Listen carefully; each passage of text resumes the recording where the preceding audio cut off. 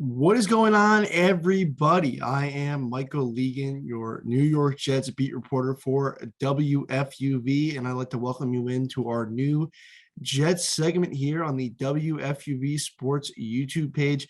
10 minutes after touchdown, a little recap reaction show we hope to be bringing to you every Tuesday following a Jets home game.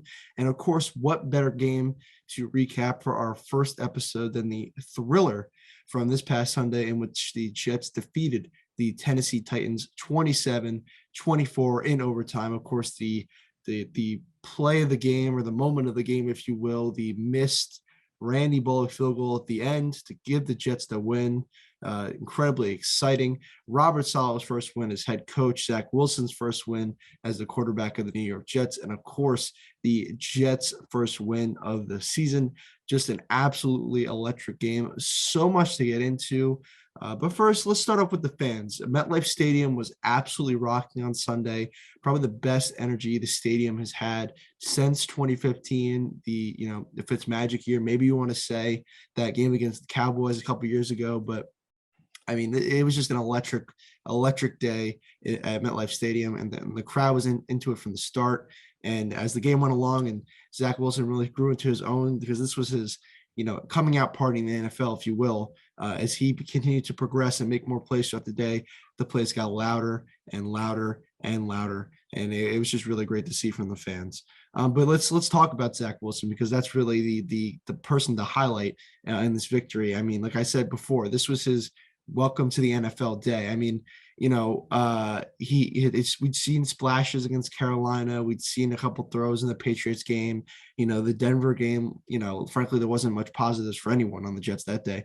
But he came out and he balled out, especially in the second half of this game against Tennessee. He finished 21 of 34, 297 yards, 2 touchdowns, an interception, a quarterback rating of 97.3, the best of any of the rookie quarterbacks in a single game, better than any game Mac Jones has had, Trey Lance, Justin Fields, you name it, Trevor Lawrence, of course, better than any of those guys. So Jet fans, there's a little feather to stick in your cap. And also really 4 highlight plays, if you will, for Zach, the 4 plays that really showed he can be a star quarterback in this league. It's one game, take it as you will, but 4 plays I think they really showed why the Jets took him number 2 overall. And those were the 54-yard bomb to Keelan Cole down the right sideline there at one point in the game. Also, he had a snap. He fumbled a snap at one point, picked it up, maintained his composure. He got it to Jameson Crowder for about 30 yards. That was a huge play. Of course, the improvisational touchdown in the second half with Corey Davis. He rolls out to his right, points Corey Davis down the field, directs traffic, drops a bomb right into Corey Davis's hands between 2 defenders, and then the pass that he had in overtime, in which he found Keelan Cole down the left sideline, a little touch pass right in the breadbasket. I mean, we'll get more into these plays in a second, kind of when they happen and the momentum they generated. But those were kind of 4 highlight plays. If you were watching this game that you saw, and I think we can all agree, were kind of indicative of what Zach Wilson can do going forward. And of course, I'd be remiss if I didn't mention the Jets defense in this game. I mean, the Jets defense has been the star, the surprise star, if you will, so far this season, and they've kept them in most games. The offenses have been what's kind of holding them back. But today was the defense's best performance, and it was definitely the best performance of their front 7, of their pass rush. 7 total sacks for the Jets, and they were coming from all over. C.J. Mosley, Quincy Williams, who's been a huge addition for this Jets team, great waiver wire ad by Joe Douglas. Quinton Williams, Quincy's brother, had 2 sacks on Sunday. Jonathan Franklin Myers, Bryce Hall, the corner, had a sack off the edge on a blitz. And then Bryce Huff, the undrafted defensive end out of Memphis from 2020. He's been filling in very nicely for Carl Lawson, who, of course, is out for the year. And I should mention a little interesting stat here for the sacks for the Jets.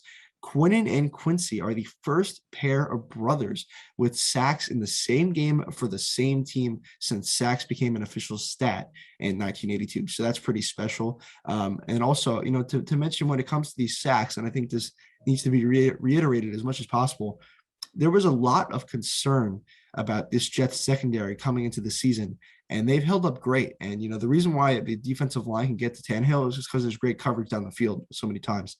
So credit these young DBs, credit Bryce Hall, the second-year man out of Virginia, who has stepped up as a true number one corner for this team. Javelin Guidry, who's made some nice plays, second-year undrafted man out of Utah. And, of course, the rookies, Isaiah Dunn, Michael Carter, Brandon Eccles, just tremendous games for these secondary guys, great coverage, and they got to give them credit because they play a role in those sacks as well. So let's get into some general game notes as well for this game and kind of talk about the flow and kind of the points here in this Jets victory. So the Titans, of course, score field goals on their first 3 possessions of the day. The Jets defense is getting to Tannehill constantly. They're doing their bend, don't break defense. But 1 field goal in the first quarter, 2 in the second for Tennessee, and they were up 9-0 with 10 minutes to go in the second quarter. And once again, the Jets offense was struggling. And that third field goal, for Tennessee came after a Zach Wilson interception, his 8th of the year. And the offense, like I said, was looking off. And at this point, I myself was wondering, is it time to give Zach a break on the bench? You didn't want to hurt his confidence, but given everything that's happened since the Patriots game, you start to wonder if keeping him in was doing more harm than good.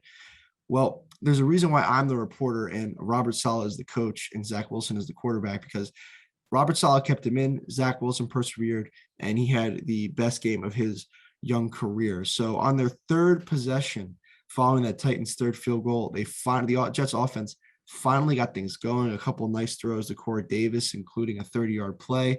They do an end around to Braxton Berrios to get into the red zone, and eventually Michael Carter runs it in for his first score of his career, and the Jets get their first touchdown since Carolina in week 1. That's 9 quarters for the Jets without a touchdown. It was their first touchdown in a first half all year. So the Titans end up going up 9-7 at halftime, and that would be the score for just to start off for most of the third quarter, And then late in the third quarter, with the Jets trailing 9-7, Zach Wilson at about his own 32 rolls out to the right, creates something out of nothing, and he throws the ball in the play I mentioned before, a 54-yard bomb down the field to Keelan Cole. The offense would end up stalling in the red zone. The Jets would have to settle for a field goal, but that field goal would put them up 10-9. It was the first lead they've had all season in any game they've ever led their opponent all season, and they would head into the fourth quarter with a 10-9 lead. So the Titans would respond with a touchdown of their own. They get a 2-point conversion. They would go up 17-10. Zach Wilson, like I said, though, he had the game of his young career, and he balled out in the second half, and he would not be outdone. So he would respond with the Jets touchdown. He would lead the Jets down the field, make some great plays on a nice drive, including that fumbled snap play I mentioned before. He fumbles with the snap under center, but he's able to stay with it, stay focused, finds Jameson Crowder down the field for a big gain. And that drive would actually end with a Wilson to Crowder touchdown near the goal line. Jets tie the game up at 17. That would be Jameson Crowder's first touchdown reception of the year, and also in his first game of the year, of course, as he's been dealing with injury and COVID. So the Jets would actually make a defensive stop following that touchdown. They get the ball back, and this was the play of the game for Zach Wilson. On the first play of the ensuing Jets offensive possession, Zach rolls out to the right, directs traffic, throws another bomb, this time to Corey Davis, dropping it in between 2 defenders, just an absolute dime down the field into the end zone. That's a Jets touchdown. Jets go up 24-17 under 10 minutes to go. Now, the Jets had some chances in this fourth quarter to seal it up. They fortunately couldn't. The Titans would get the ball back towards the end of the game, and in the final seconds would tie it up thanks to a Ryan Tannehill touchdown pass. So we would go to overtime. Jets win the overtime coin toss. Again, Zach Wilson puts together another good drive, leads the Jets down the field, kind of highlighted again by another nice pass to Keelan Cole. I mentioned this one before, a nice dime drop pass into the breadbasket down the left sideline. The Jets would get all the way to the Titans' 1-yard line, but they couldn't punch it in. Zach Wilson missed a wide open Ryan Griffin for a walk-in touchdown. They would end up having to settle for a field goal. So that would put them up 27-24. Titans get the ball back, a chance to score a touchdown and win the game themselves, but the Jets defense stands tall. The Titans did, however, get into field goal range. So here we are. Titans have a chance to get the tie here. And frankly, a tie in this kind of game would feel like a loss for the Jets. This Jets team so badly needed a win. So here comes Randy Bullock after the Jets defense makes some stops. The Titans come on for the 50-yard field goal. And Bullock, who had been money all day, I mentioned those 3 field goals in the first half. Actually, Randy, of course, a former Jet, who had a game-winning field goal for the Jets in 2015 against the Dallas Cowboys. Well, guess what? His kick goes wide left. He misses. The New York Jets win the football game and win their first game, of the year. So just a tremendous, tremendous game all around. Great game for Zach Wilson. Great game for the defense. Now I like to hear from CJ Mosley, who of course spoke to the media following the game, and he talked about the team's energy following the missed kick, and he also looked ahead to next week's game against Atlanta. The way we all celebrated after that miss, it felt great.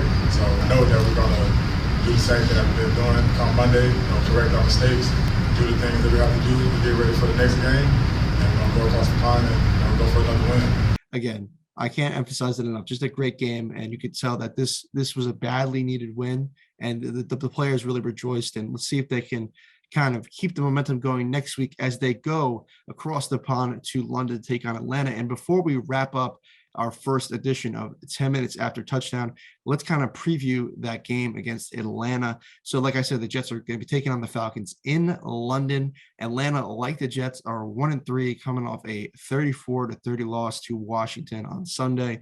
And as has been the case for Atlanta, frankly, ever since that loss to the Patriots in the Super Bowl, they blew yet another fourth quarter lead in the final seconds against Washington.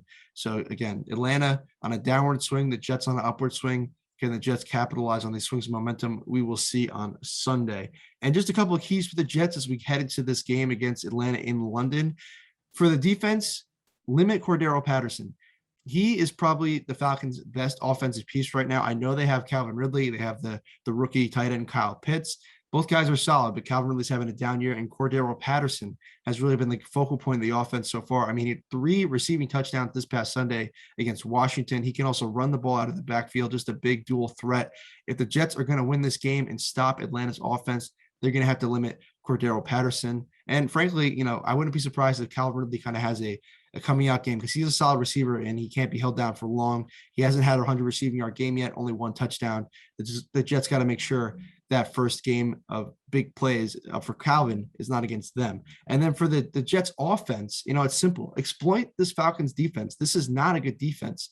The Falcons have allowed the highest average quarterback rating for opposing quarterbacks in the league this year. I mean, Tom Brady, Jalen Hurts, even Taylor Heineke had a great game against this Falcons defense. Zach Wilson, you had some tough defenses to face to start your career. The Patriots, the Broncos. Well, this is a game where you can kind of make up for that and ball out. And if the Jets are going to win, they're going to have to exploit this Falcons defense, exploit that weak secondary, if you will. And, if the Jets do win, I would expect it to be because Zach Wilson had a big day. All right, well, that is going to do it for us on our first edition of 10 Minutes After Touchdown. Thank you so much for joining us. Of course, as Jets beat reporter for WFUV, I'll have Jets updates throughout the season. So you can give me a follow on Twitter at Michael Leegan. And of course, we'll be back with another edition of 10 Minutes After Touchdown coming up around Halloween following the Jets October 31st game against the Cincinnati Bengals. So once again, thank you for joining us and have a good one.